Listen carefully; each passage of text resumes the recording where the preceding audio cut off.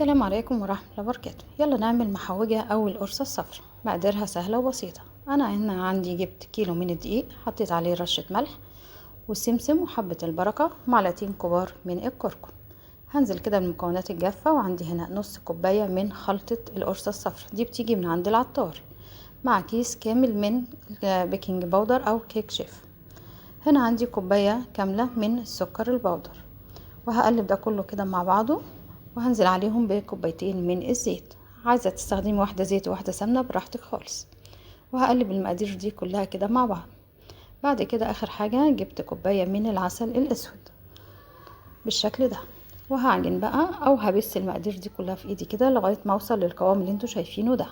اتلمت معايا العجينة بايدي كده خلاص. هرصها بقى في الصواني واكبسها بالشكل ده، واحطها في الفرن درجة حرارة 180، تقعد تقريبا 3/4 ساعة.